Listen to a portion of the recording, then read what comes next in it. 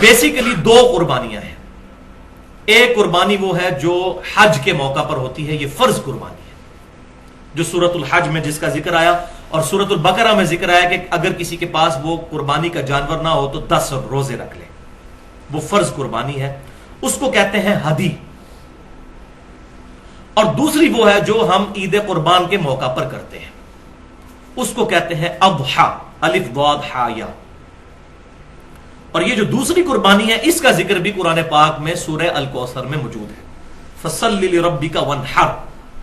تو اپنے رب کے لیے نماز پڑھو اور قربانی کرو. تو اہل سنت اور اہل تشیع دونوں کا اس بات پر اجماع ہے کہ حج والی قربانی فرض ہے، اور یہ دوسری قربانی جو ہے عید قربان کی یہ فرض نہیں ہے. ہاں پھر آگے اختلاف شروع ہو جاتا ہے، بعض اسے سنت مؤکدہ سمجھتے ہیں اور بعض واجب، لیکن امت کی اکثریت اس کو سنت مؤکدہ ہی سمجھتی ہے کیونکہ الفاظ بڑے سخت ہیں. شاید میں سمجھتا ہوں اس حدیث کی سختی کی وجہ سے ہی احناف کے ہاں یہ جو موقف آیا، اگرچہ یہ امام حنیفہ رحمۃ اللہ علیہ سے تو صحیح سند سے ثابت نہیں، کہ حنفی جو ہے وہ قربانی کو واجب کہتے ہیں، اور اس کی وجہ یہ ہے کہ یہ الفاظ بڑے سخت ہیں حدیث کے. اور ہم اسے سنت کیوں سمجھتے ہیں وہ انشاءاللہ بعد میں اختلافی مسائل میں ڈسکس کروں گا.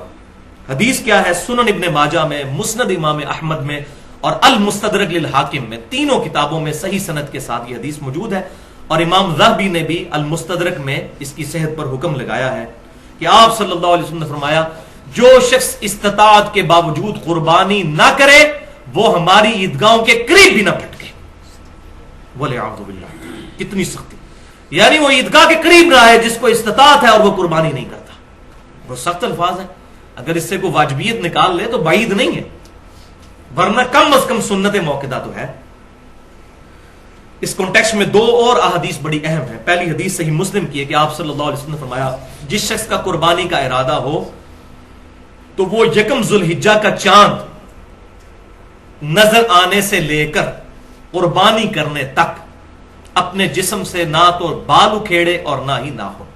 اسی لیے ہم نے تمام بھائیوں کو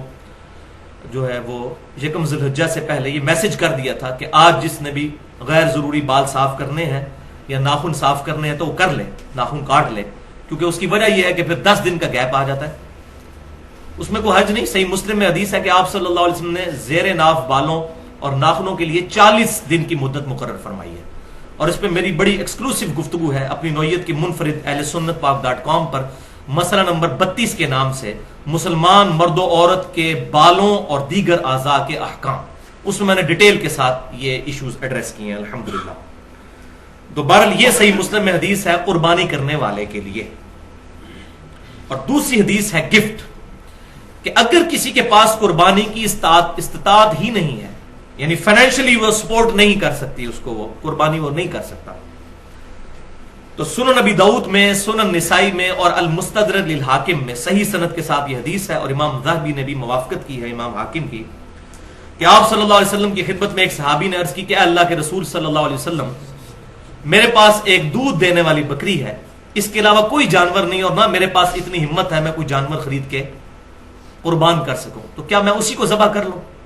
تو آپ صلی اللہ علیہ وسلم نے فرمایا اس کو ذبح نہ کرو. ظاہر ہے وہ سورس آف ان کے پاس ایک انکم تھا یا ان کے معاملات چلانے کے لیے. تو پھر آپ صلی اللہ علیہ وسلم نے اس صحابی کو ایک نسخہ فرمایا ارشاد، اور فرمایا آپ صلی اللہ علیہ وسلم نے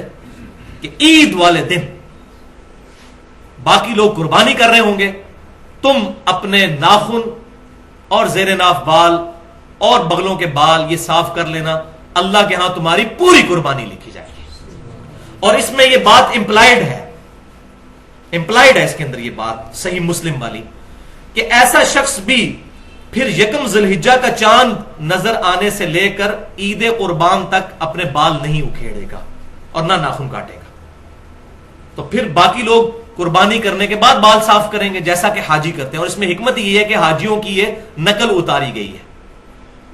تو یہ شخص اپنے بال صاف کرے گا، اللہ تعالیٰ پوری قربانی کا ثواب دے گا. اس کو شیخ البانی رحمہ اللہ نے ضعیف کہا اس روایت کو، لیکن جو ذوق وہ بیان کرتے ہیں وہ ذوق ہے نہیں اس کے اندر. الحمدللہ اصول محدثین پر یہ سونے کی مہر صحیح روایت ہے. اور یہ روایت میں نے بتایا سنن نبی داؤد، سنن نسائی اور المستدرک للحاکم میں ہے. اور امام ذہبی نے بھی اس کی موافقت کی ہے اس کی صحت پر۔ اب بھائیو یاد رکھیں کہ حج اور قربانی یہ تو ذوالحجہ میں کلائمیکس ہے عبادت کا، لیکن یہ ذوالحجہ کا پہلا پورا عشرہ 10 تاریخ تک، اور اس کے بعد بھی 3 دن اور ایام تشریق 11، 12 اور 13، یہ سارے کے سارے دن اللہ کے حضور بڑی فضیلت والے دن ہیں۔ چنانچہ صحیح بخاری میں حدیث ہے کہ آپ صلی اللہ علیہ وسلم نے فرمایا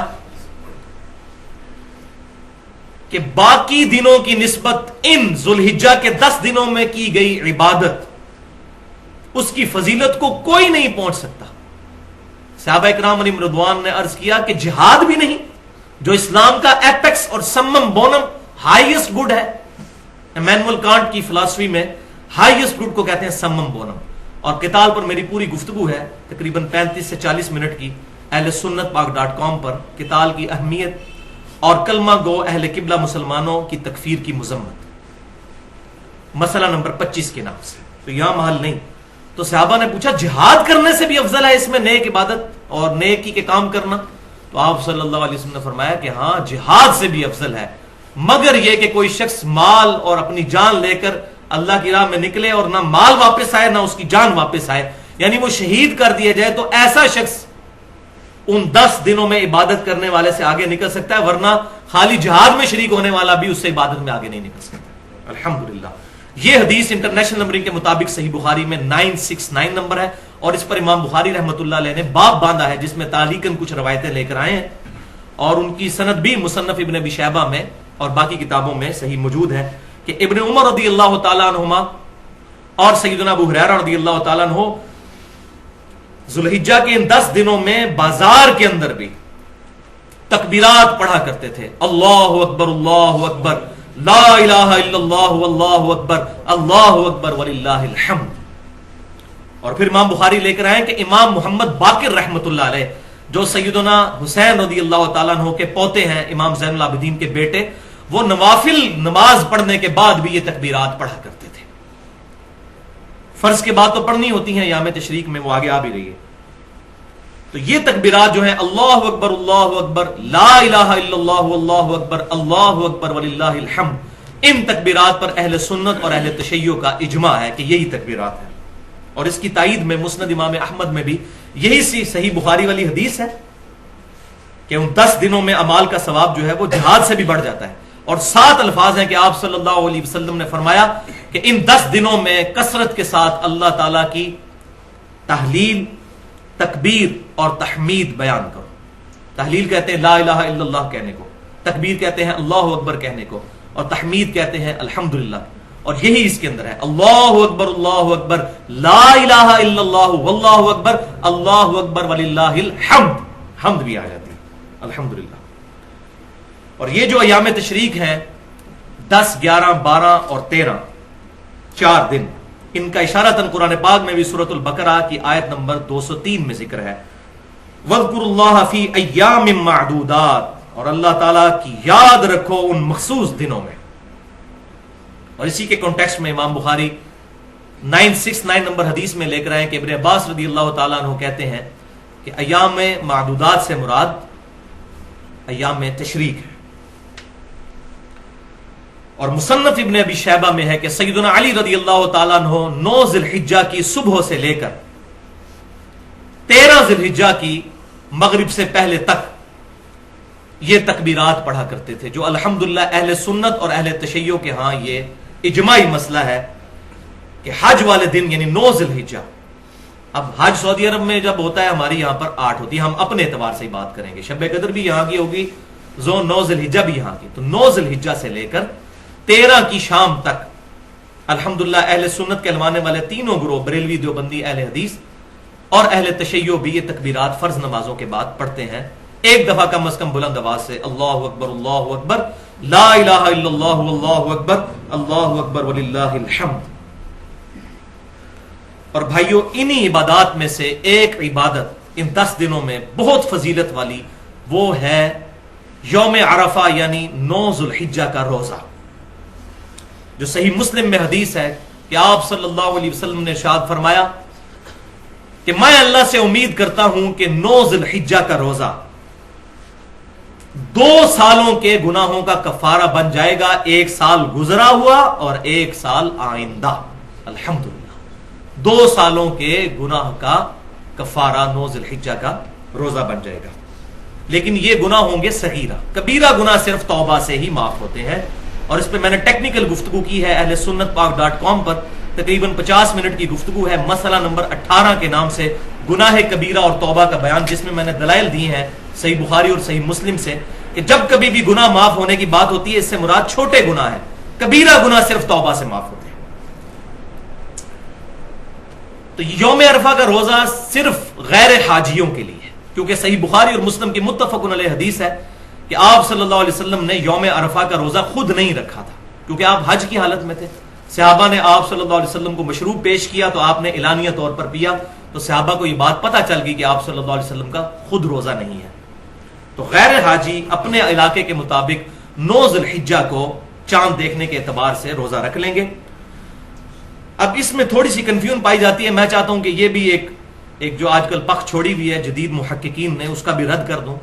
کہ بعض لوگوں نے یہ بات مشہور کر دی ہے کہ ہم سعودی عرب کا جو 9 ذی الحجہ ہے یوم عرفہ اس کے مطابق یہاں روزہ رکھیں گے۔ تو میں یہ سمجھتا ہوں کہ یہ تعلیم کی کمی ہے۔ اس کی وجہ یہ ہے کہ آج سے 30-40 سال پہلے تک ہمارے فرشتوں کو بھی یہ بات نہیں پتا تھی کہ سعودی عرب میں کس دن عید ہونی ہے، کیونکہ کمیونیکیشن ہی کوئی نہیں تھی۔ تو 1400 سال سے مسلمان اس فضیلت سے محروم ہے کہ وہ 9 ذی الحجہ کا روزہ ہی نہیں رکھ سکتے، ان کو پتہ ہی نہیں چلے گا۔ اب موبائل آیا نا سامنے، تو 1400 سال سے مسلمان اس فضیلت سے محروم ہے۔ یہ پہلا جواب۔ دوسرا یہ جو الزامی جواب ہے، جس کو ہم لاجیکل جواب کہتے ہیں فلسفے کی لینگویج میں، اور میں نے پنجابی میں اس کے لیے تھوڑا سخت لفظ رکھا ہے، لیکن وہ میں ٹرانسلیشن کے طور پر جو پنجابی ہے وہ پسند کرتے ہیں پکی الزامی جواب، وہ یہ ہے کہ اگر یہ منطق مان لی جائے کہ سعودی عرب کا جو ہے وہ 9 ذی الحجہ یا یوم عرفہ دیکھا جائے گا، تو امریکہ کے اندر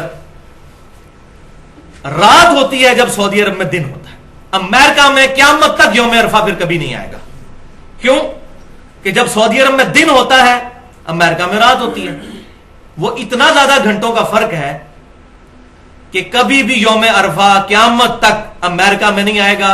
اور پلین ٹروتھ میگزین میں موجود ہے، پاکستان میں جیو کو انٹرویو دیتے ہوئے 2007 میں کلنٹن نے خود کہا تھا، میں نے خود اپنے کانوں سے سنا، اسلام از دا فاسٹسٹ گروئنگ ریلیجن ان امریکہ۔ امریکہ میں سب سے تیزی سے پھیلنے والا دین اسلام ہے، اور یہ پریڈکٹ کیا جا رہا ہے کہ 2050 تک سب سے زیادہ تعداد امریکہ میں مسلمانوں کی ہوگی، اور امریکہ آبادی کے اعتبار سے 4تھے نمبر پر ہے، 32 کروڑ کے قریب آبادی ہے، پاکستان سے بھی 1.5 گنا، اور وہاں کروڑوں مسلمانوں کو آپ محروم کریں گے قیامت تک کے لیے، یہ مولوی اپنی کم علمی کی وجہ سے کہ یوم عرفہ سعودی عرب کا دیکھا جائے گا۔ بھائیو شب قدر بھی یہاں کی دیکھی جائے گی، یوم عرفہ بھی یہاں کا دیکھا جائے گا، 9 ذی الحجہ، یوم عرفہ سے مراد 9 ذی الحجہ۔ الحمدللہ۔ تو یہ دلیل ہے جس کو سورۃ الانفال میں فرمایا گیا، جو ہلاک ہوا دلیل سے ہلاک ہوا، جو زندہ ہوا دلیل سے زندہ۔ تو میں نے اپنی دلیل الحمدللہ بتا دی ہے اس میں، تو انشاءاللہ روزہ خود بھی رکھیں اور گھر والوں کو بھی رکھوائیں۔ بہت فضیلت ہے اس روزے کی، 1 سال گزشتہ اور 1 سال آئندہ کے گناہ انشاءاللہ معاف ہو جائیں گے۔